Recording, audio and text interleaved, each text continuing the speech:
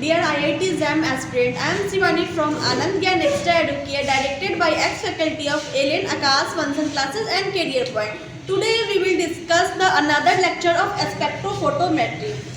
So we have already discussed the case 1. Today we will discuss another case. Another case on spectrophotometry titration curve. First case तो discuss कर चुके थे ना ma'am.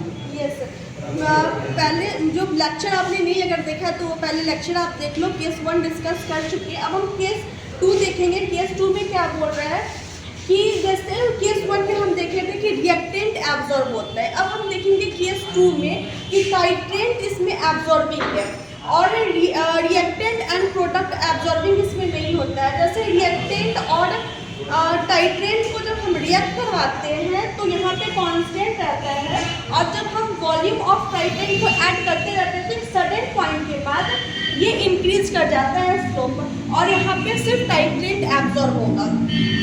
यानी sudden point and point के बाद जो भी वॉल्यूम ऑफ टाइट्रेंट डाला जाएगा उस वॉल्यूम ऑफ टाइट्रेंट की वजह से एब्जॉर्बेंस शो करेगा.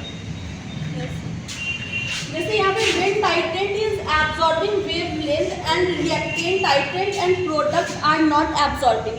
जैसा कि मैं बताई यहाँ पे कि टाइट्रेंट एब्जॉर्ब होता है इस पॉइंट पे इंक्रीज करता है और प्रोडक्ट एंड रिएक्टेंट एब्जॉर्ब नहीं करता है.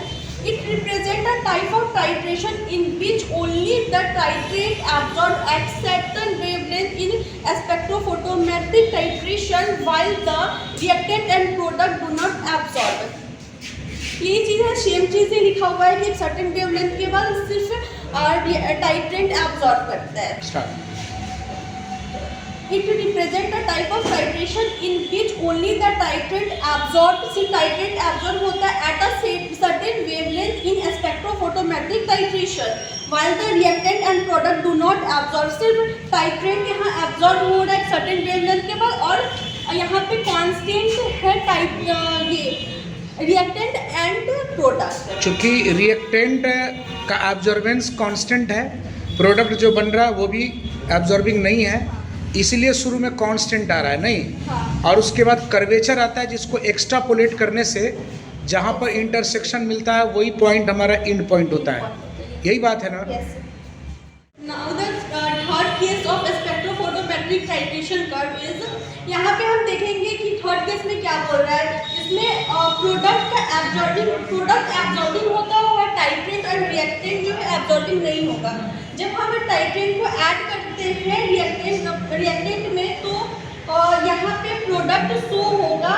ये पॉजिटिव कर जा रहा है, यहाँ पे ये पॉजिटिव में जा रहा है, यहाँ पे इंक्रीज करेगा और यहाँ एंड पॉइंट के बाद ये कांस्टेंट हो जाएगा. कितना भी हम टाइट्रेंट इसमें ऐड करते हैं उसमें फिर भी ये कांस्टेंट ही रहेगा. सिर्फ जब ये पहले जब हम ये रिएक्टेंट में टाइट्रेंट ऐड करते हैं तो यहाँ पे प्रोडक्ट इंक्रीज करता है उसके बाद ये कांस्टेंट. यानी जैसे जैसे प्रोडक्ट का बनना एक्यूमुलेशन होना स्टार्ट होगा वैसे वैसे इसका एब्जॉर्बेंस इंक्रीज करेगा. हाँ. और उसके बाद जैसे एंड पॉइंट आएगा, एंड पॉइंट के बाद इसका जो एब्जॉर्बेंस है कांस्टेंट रहेगा.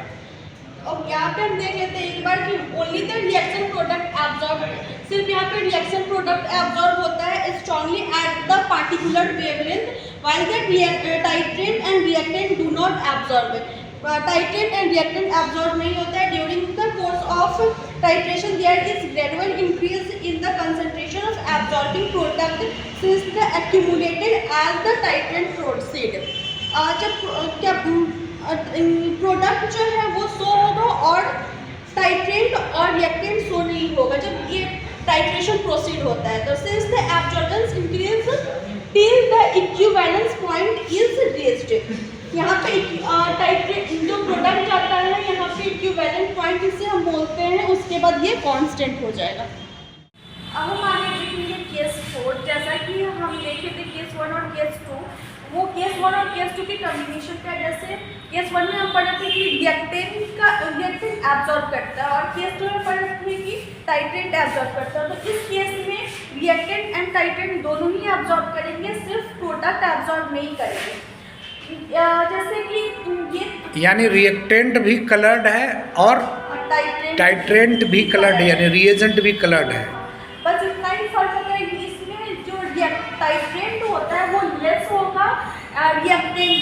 क्योंकि यहाँ पे एब्जॉर्बेंस जो मतलब है, इस केस में हम लोग ये मान के चल रहे हैं कि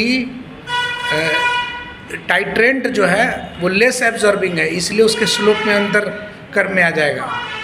अगर जैसे कि अगर यहाँ से जाता है स्लोप तो ये दोनों इक्वल होते हैं, सेम जैसे ही होते हैं, लेकिन ये स्लोप जो बेंड करता है इस वजह से ये लेस होगा, मैंने लेस शार्प होगा ये नहीं। yes, और ये ज़्यादा मतलब मोर होगा। और यहाँ पे ये कलर एब्जॉर्बिंग तो प्रोडक्ट का तो एब्जॉर्ब होगा नहीं, तो इसलिए प्रोडक्ट का जो कलर है वो कलर लेस होगा। और यहाँ पे रिएक्टेंट एक पॉइंट के बाद जो टाइट्रेंट है वो कलर्ड है तो वो एब्जॉर्ब करेगा। जैसे यहाँ पे हम एक बार देखते हैं, यानी जो नीचे जो पॉइंट मेंशन किया है उसके अकॉर्डिंग मैंने जो एनलाइट है यानी कि टाइट्रेंट है वो कलर्ड है और टाइट्रेंट है जो कि कलर्ड है, दोनों कलर्ड है, इसलिए before end point and after end point दोनों केस में एब्जॉर्बिंग एक डिक्रीजिंग और एक एब्जॉर्बिंग इंक्रीजिंग दिख रहा है। तो आगे हम देखेंगे IIT JAM 2018 का क्वेश्चन। ये क्वेश्चन में बोला which plot represent a spectrophotometric titration where the titrant alone absorb light in the किस में एब्जॉर्ब कर रहा है, मतलब टाइट्रेंट लाइट एब्जॉर्ब कर रहा है। ये केस हम पढ़े थे केस 2 में। केस 2 में हमने देखे थे कि उसमें टाइट्रेंट एब्जॉर्ब होता है, तो ये उस पर बेस्ड ये क्वेश्चन है। तो अगर जब हम केस 2 देखे थे तो हम डायरेक्टली आंसर कर सकते हैं कि इसमें टाइट्रेंट एब्जॉर्बेंस शो कर रहा है क्योंकि ये इंक्रीज कर रहा है।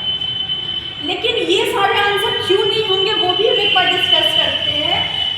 यहाँ पे ये जो है टाइट्रेंट ये डिक्रीज कर रहा है, जो कि कभी ऐसा नहीं हो सकता है।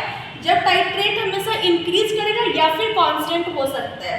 और यहाँ पे रिएक्टेंट जो है वो इंक्रीज शो कर रहा है, जो कि वो भी कभी नहीं हो सकता है। जब रिएक्शन प्रोसीड करता है तो ये रिएक्टेंट जो है वो डिक्रीज करेगा, ना कि कभी इंक्रीज करेगा। And the last one is यहाँ पे फिर टाइट्रेंट जो है वो भी डिक्रीज कर रहा है, ये टाइट्रेंट डिक्रीज कर रहा है, ये भी कभी नहीं होगा। मैंने टाइट्रेंट का एब्जॉर्बेंस जो डिक्रीजिंग शो कर रहा है और डिक्रीजिंग कभी हो नहीं सकता है। हाँ। अगर वो एब्जॉर्ब कर रहा है लाइट तो वो इंक्रीजिंग ही होगा। तो इस प्रकार से आंसर ए हो गया ना इसका। इसका आंसर ये होगा। तो बस आज के लिए इतना ही। आगे हम और भी IIT एग्जाम के क्वेश्चन डिस्कस करेंगे। अगर आपने चैनल को सब्सक्राइब नहीं किया तो please do like share and subscribe the channel.